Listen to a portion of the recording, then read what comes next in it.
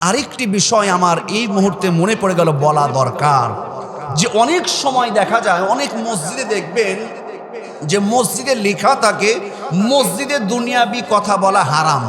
লেখা থাকে না, মসজিদে দুনিয়াবি কথা বলা হারাম। এই কথাটা আমার মনে পড়ে গেল, মসজিদে দুনিয়াবি কথা বলা এই হারাম, এই কথাটা সঠিক না বেঠিক? এই কথাটা সম্পূর্ণ সঠিক নয়, আলোচনা সাপেক্ষে এই কথাটা বেঠিক। মসজিদে দুনিয়াবি কথা বলা হারাম যে লেখা থাকে, এই কথাটা লেখাটাও ঠিক না। তার কারণ আমি বলছিলাম যে নবীজি মদিনায় কি ছিলেন? প্রেসিডেন্ট ছিলেন। কি ছিলেন? রাষ্ট্রনায়ক ছিলেন। তো মদিনায় নবী যখন রাষ্ট্র চালাতেন, নবীজির পার্লামেন্ট কোন জায়গায় ছিল? সংসদ ভবন। কোথায় ছিল পার্লামেন্টটা? গেছেন কেউ? দেখেছেন তো হজ করে? মসজিদে নববী ছিল নবীজির পার্লামেন্ট, ওটা ছিল সংসদ ভবন। যেইখানে নবীজি নামাজ পড়তেন, 5 ওয়াক্ত নামাজ, তাহাজ্জুদ নামাজ, নফল নামাজ, চাঁদের নামাজ, আওয়াবিন নামাজ, যত নফল নামাজ পড়তেন এবং দুনিয়াবি রাষ্ট্রের বিচারও মসজিদ থেকে করতেন। বলি সুবহানাল্লাহ। তাহলে যখন নবীজি মদিনার মসজিদ নববী থেকে বিচার করতেন, তাহলে বলেন তো সেইখানে কি দুনিয়াবি কোনো কথা, কোনো সমাধান, কোনো আলোচনা আসতো কি আসতো না?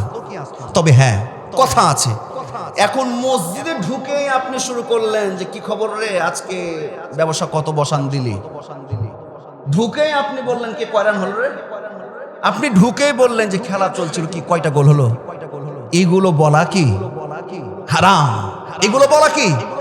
আপনি ঢুকেই বললেন যে কি খবর, দেখে এসলাম 5 মিনিট বাকি, যে গোল টোল খেলো না, ঠিক আছে এখনো? বলছে না ঠিক আছে।